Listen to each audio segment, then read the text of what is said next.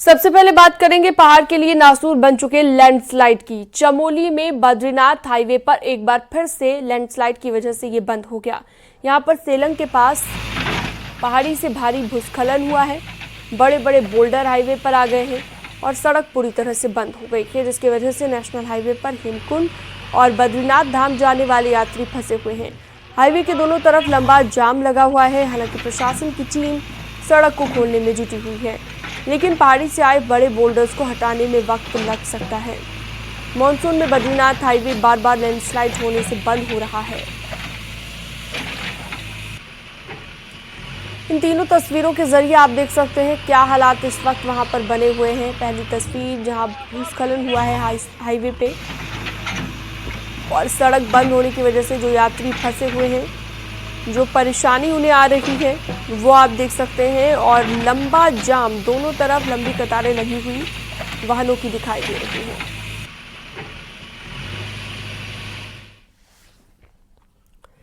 चमोली में तेज बारिश के बाद पागल नाला के पास पहाड़ी से मलबा आ गया, जिसके बाद एक बार फिर से बद्रीनाथ हाईवे बंद हो गया, जिसकी वजह से सड़क के दोनों तरफ यात्री फंस गए और हाईवे से मलबा हटाने का काम भी जारी है।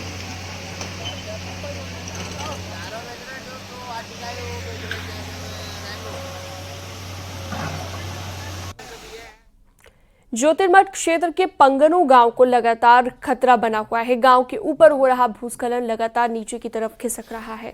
देर रात को हुई बारिश के बाद तेजी के साथ मलबा लोगों के घरों में घुसने लगा। इसके बाद लोग घरों को छोड़कर सुरक्षित स्थानों पर शिफ्ट हो रहे हैं। आपको बता दें कि पिछले साल यहां पर लगातार भूस्खलन हो रहा है, जिसकी वजह से 53 परिवार खतरे की जद में आ चुके हैं।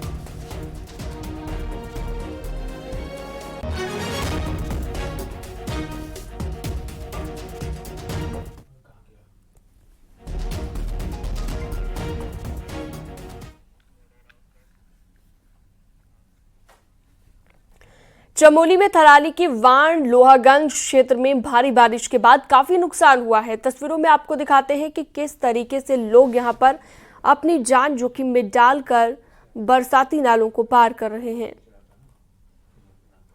पहाड़ों में बारिश के बाद हालात खतरनाक हो गए हैं और जगह जगह पर सड़क टूटने और बंद होने से लोगों की मुश्किलें बढ़ रही हैं।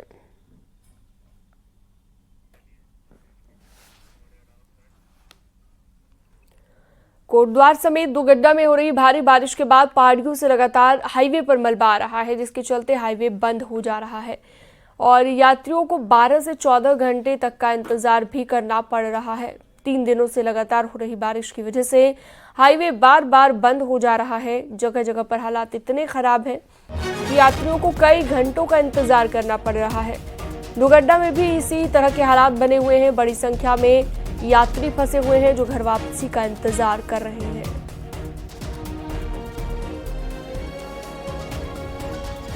अभी 12,000 में कार बुक करके आया हूँ फरीदाबाद से और अभी हमें रिटर्न होना था, लेकिन यहाँ पे कोई सुविधा नहीं है। रोड जो है ब्लॉक हो रखी है। अभी कुछ पता कोई हकीकत बता ही नहीं पा रहा कि कितना टाइम में जो है ये रोड खोलेगी। बहुत ज़्यादा परेशानी हो रही है। गाड़ी में बैठे इतनी पब्लिक है, बहुत ज़्यादा पब्लिक होगी।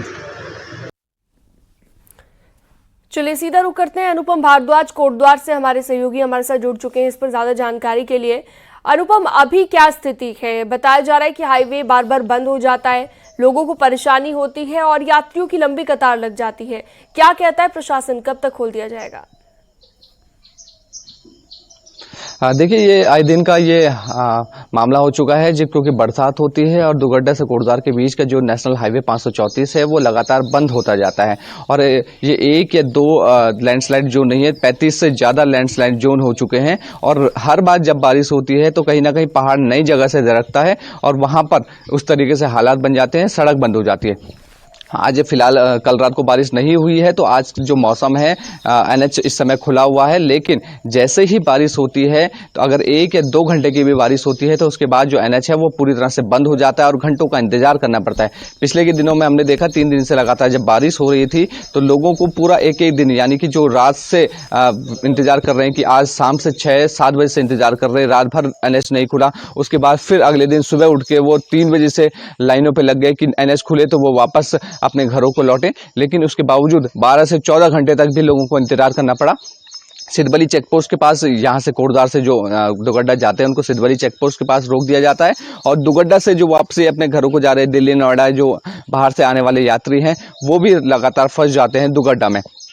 लोगों को भारी परेशानियों का सामना इसलिए भी करना पड़ता है क्योंकि रहने और खाने की कोई व्यवस्था नहीं होती है। ऐसे मौसम में, बरसात का मौसम है, तो काफी परेशानियों को लोगों को सामना करना पड़ता है। जी अनुपम, बहुत शुक्रिया, आपने विस्तार से जानकारी दी।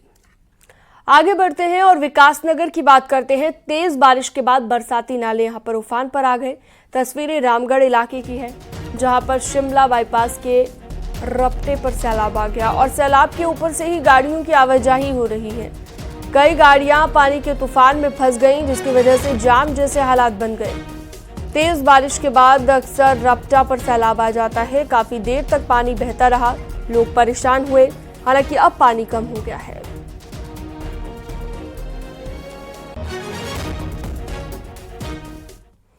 और अगली खबर टिहरी से, जहां पर बरसाती नाले में बहे स्वास्थ्य कर्मचारी के शव को बरामद कर लिया गया है। शुक्रवार को आपदा प्रभावित गेवाली गांव में दवा बांट कर वापस लौट रहा स्वास्थ्य विभाग का एक कर्मचारी बरसाती नाले में बह गया था, जिसके बाद एसडीआरएफ की टीम ने सर्च ऑपरेशन चलाया और शव को बरसाती नाले से निकाला। गेवाली में आपदा प्रभावित लोगों के स्वास्थ्य जांच के लिए शुक्रवार को गई 7 सदस्यीय स्वास्थ्य विभाग की टीम वापस लौट रही थी। तभी गेवाल गदेरे पर लकड़ी के पुल पर पैर फिसलने से कर्मचारी उफनते गदेरे में बह गया।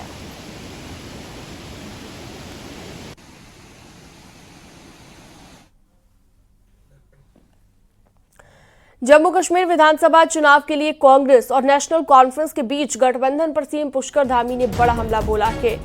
और सीएम धामी ने राहुल गांधी से 10 सवाल पूछे हैं। आतंकवाद, अलगाववाद को लेकर सवाल पूछे और कश्मीर में नेशनल कॉन्फ्रेंस के साथ कांग्रेस के गठबंधन पर भी बड़े सवाल किए।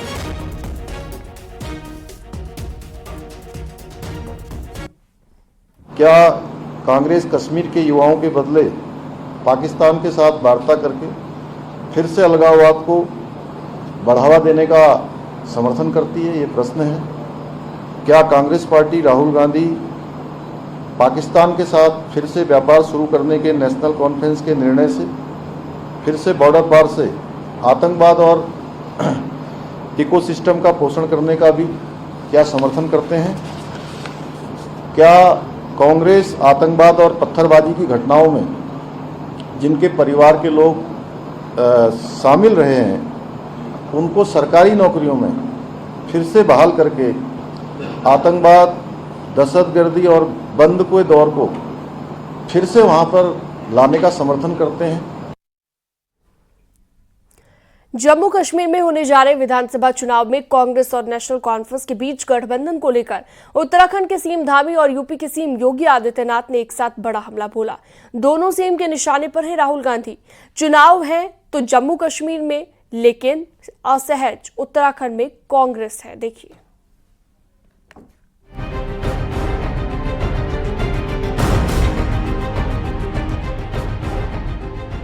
जम्मू कश्मीर विधानसभा चुनाव के लिए कांग्रेस और नेशनल कॉन्फ्रेंस ने गठबंधन किया तो कांग्रेस नेता राहुल गांधी बीजेपी के निशाने पर आ गए।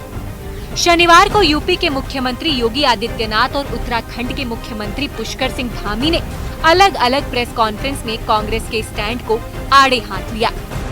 दरअसल योगी और धामी बीजेपी की राजनीति में बड़े हिंदूवादी चेहरे हैं। सीएम धामी ने कहा कि सत्ता के लालच में कांग्रेस आतंकवाद और अलगाववाद के समर्थन के साथ राज्य में आरक्षण का विरोध कर रही है। सीएम ने राहुल से 10 सवाल पूछे, जिसमें आतंकवाद, अलगाववाद जैसे मुद्दे शामिल रहे। तो नेशनल कॉन्फ्रेंस के घोषणा पत्र के वादों पर कांग्रेस पार्टी और राहुल गांधी जी से हमारे चूँकि ये 10 सवाल हैं कि उनको 10 सवालों के जवाब देश की जनता को जरूर देने चाहिए कि क्या कांग्रेस नेशनल कॉन्फ्रेंस के जम्मू कश्मीर से फिर से अलग झंडे के वायदे को समर्थन करती है? क्या फिर से जो है अशांति और आतंकवाद के युग में कश्मीर को धकेलना चाहते हैं? इस निर्णय का क्या वो समर्थन करते हैं? राहुल गांधी से आतंकवाद जैसे विषय पर सवाल पूछने पर कांग्रेस असहज है। दरअसल लोकसभा चुनाव के बाद कांग्रेस देश के अन्य राज्यों की तरह उत्तराखंड में भी राहुल गांधी को एक्टिव करना चाहती है। हालिया लोकसभा चुनाव में तो राहुल गांधी उत्तराखंड नहीं आए, लेकिन 2017, 2019 और 2022 के चुनाव में राहुल ने रैलियां की। बद्रीनाथ यूपी चुनाव जीतने के बाद उत्तराखंड में कांग्रेस कोशिश कर रही है कि राहुल गांधी को एक बार केदारनाथ लाया जाए, लेकिन जम्मू कश्मीर में नेशनल कॉन्फ्रेंस और कांग्रेस गठबंधन से जो हालात बने हैं, उसको लेकर राजनीतिक फिजा बदल रही है। मैं जिस दिन ये नुकसान की बात आएगी, हम लोगों से पूछेंगे ना कि भाई अगर पीडीपी और नेशनल कॉन्फ्रेंस में एक को चुनना हो तो हम उसको चुनेंगे ना, जो आजादी के समय भारत के साथ मजबूती के साथ खड़े थे, जिनका रिकॉर्ड आतंकवाद के साथ जुड़ने का बिल्कुल नहीं है। जब मोदी जी पीडीपी के साथ जुड़े तो पीडीपी तो बदनाम थी इस मामले में, फिर भी सत्ता के लिए बीजेपी और मोदी जी पीडीपी के साथ जुड़े। हम लोगों को इस बात को समझाएंगे, तो इसलिए लोग, मैंने कहा ना कि लोग अब जानकारी के आधार पर अपनी राय बनाते हैं। उत्तराखंड में मुख्य तौर पर बीजेपी और कांग्रेस आमने सामने रहे हैं। यहाँ उत्तरी भारत के बाकी राज्य में स्थिति अलग है, जहाँ जातियां और उपजातियां का भी बंटवारा है और चुनावी रिजल्ट में भी दिखता है। उत्तराखंड हिंदू बाहुल्य राज्य है, ऐसे में बड़े हिंदू चेहरे का संकट पार्टी के पास रहा है और राहुल गांधी को फ्रंट पर लाने पर अब फायदा होगा या नुकसान, ये बड़ा सवाल है। दीपांकर भट्ट, न्यूज़ 18, देहरादून।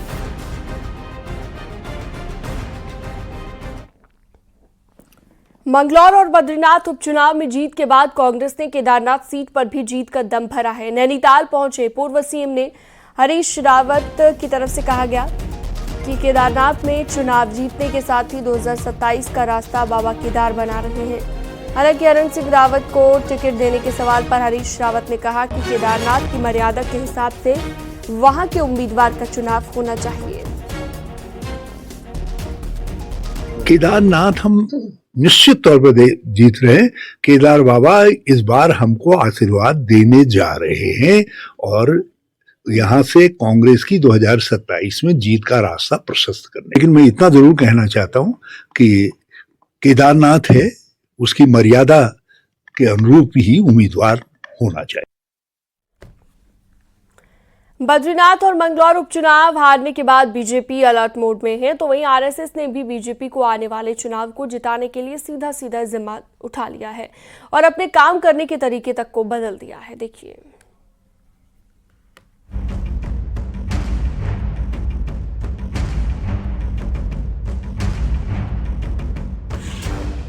अगले 2.5 साल देवभूमि उत्तराखंड का मौसम चुनावी रहने वाला है। केदारनाथ उपचुनाव से लेकर 2027 विधानसभा चुनाव तक ये सफर जारी रहेगा। लेकिन इन चुनावों में हर मोर्चे पर कमल खिलता रहे, इसका सीधा जिम्मा अब संघ ने संभाल लिया है। संघ ने सरकार, बीजेपी संगठन के साथ अपने समन्वय की नई इक्वेशन तैयार करना शुरू कर दिया है और सरकार के हर विभाग के काम पर संघ की तीखी निगाह है। सरकार जो है वो भी जनता के लिए काम कर रही है, उसका काम भी जनता की सेवा, समाज की सेवा करना है और संघ भी समाज की सेवा करता है।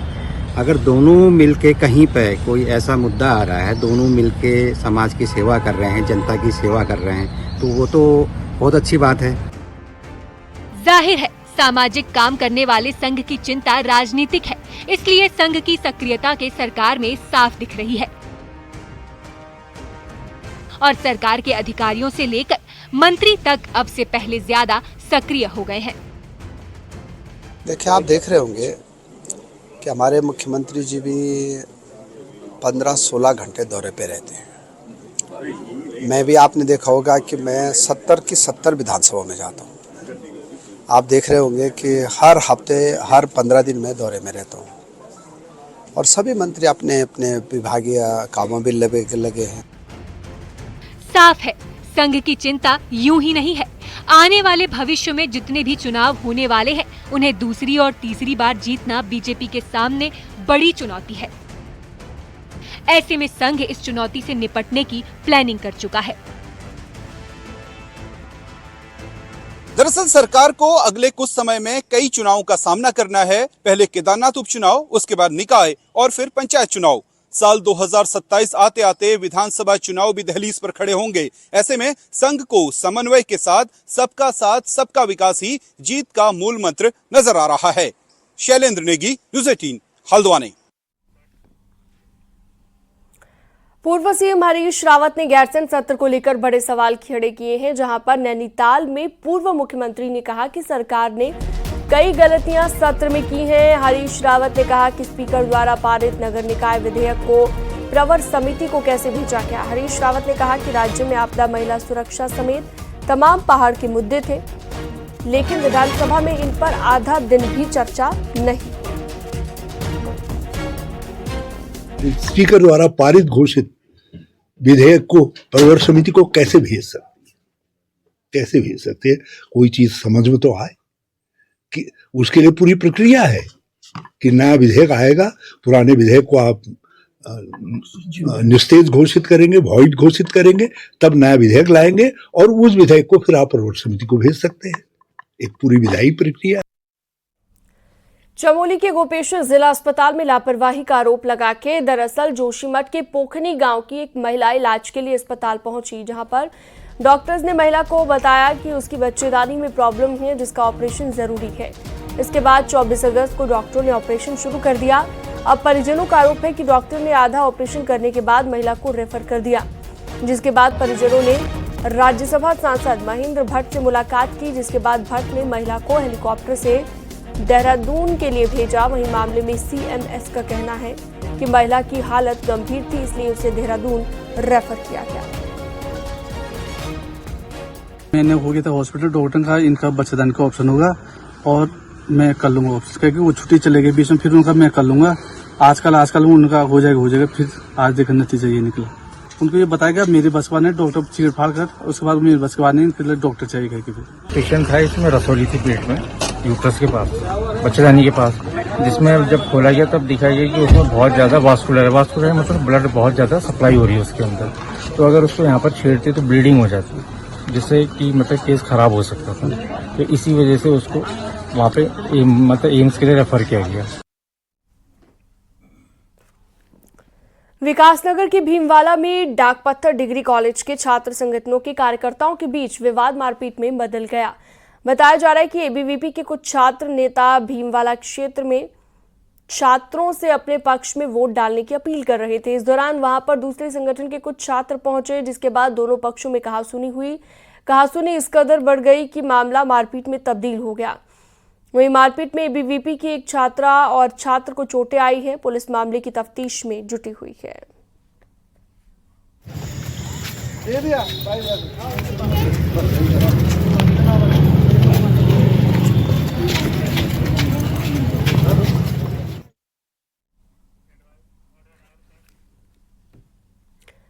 अल्मोड़ा की दन्या में डिग्री कॉलेज बनने से लोगों को बड़ी राहत मिली है, लेकिन छोटे छोटे कमरों में 500 स्टूडेंट्स की पढ़ाई चुनौती बन गई है। पूरा मामला क्या है, दिखाते हैं रिपोर्ट में आपको। दन्या में 2021 से डिग्री कॉलेज इंटर कॉलेज की आवासीय बिल्डिंग में चल रहा है, क्योंकि डिग्री कॉलेज की बिल्डिंग 2 साल से बन रही है, जिसे सितंबर में बनकर तैयार होना था, लेकिन वो आज तक तैयार नहीं हो पाई, जिसकी वजह से डिग्री कॉलेज के बच्चों को पढ़ने में भारी दिक्कतों का सामना करना पड़ रहा है। महाविद्यालय जो है राजकीय इंटर कॉलेज के आवासीय परिसर में चल रहा है। यहाँ पर हमारे पास अप्रॉक्सीमेटली 500 से अधिक छात्र हो चुके हैं और इस व्यवस्था में अभी हम बच्चों को यहाँ पर व्यवस्थित कर रहे हैं और कुछ हमारे पास वैकल्पिक व्यवस्था भी होती है। जैसे कभी हम एग्जामिनेशन है या कोई प्रोग्राम देते हैं तो हम जीआईसी के का हॉल ले लेते हैं या उनके कमरे हमको उपलब्ध करा दिए जाते हैं। डिग्री कॉलेज के बच्चे खुले आसमान के नीचे पढ़ने को मजबूर हैं, क्योंकि बच्चों की संख्या ज्यादा है और जिस बिल्डिंग में कॉलेज चल रहा है वहाँ जगह कम है। डिग्री कॉलेज में इस समय 500 स्टूडेंट्स हैं। अगर हमारे पास हमारी बिल्डिंग होती तो उसमें ज़्यादा पढ़ने में हो रहता, क्योंकि यहाँ पे बारिश से प्रॉब्लम होती है बच्चों को आने में भी, और अगर अपने रूम्स होते तो बच्चों को उतनी वो नहीं होती, जगह भी होती और प्रोग्राम्स के लिए भी। तो अपनी बिल्डिंग होती तो ज़्यादा बेटर रहता। अभी हम इंटर कॉलेज की सरकारी बिल्डिंग में पढ़ रहे हैं और यहाँ कमरे छोटे होने के कारण जिस दिन बच्चे ज़्यादा होते हैं तो बैठने की दिक्कत होती है। अगर हमारा कॉलेज जल्दी बन जाता है तो हमारी ये समस्या भी दूर हो जाएगी। और जिस दिन यहाँ बच्चे ज़्यादा आते हैं तो हमें नीचे ग्राउंड में बैठना पड़ता है। सर्दियों में तो हम लोग बैठ लेते हैं, लेकिन जब गर्मियों के टाइम पर धूप ज़्यादा होती है तो हम यहाँ ग्राउंड में नहीं बैठ पाते। डिग्री कॉलेज की बिल्डिंग 2 सालों से निर्माणाधीन है, जिसकी वजह से बच्चों को परेशानियों का सामना करना पड़ रहा है और निर्माण एजेंसी की लापरवाही बच्चों पर भारी पड़ रही है। न्यूज़ 18 के लिए अल्मोड़ा से किशन जोशी की रिपोर्ट।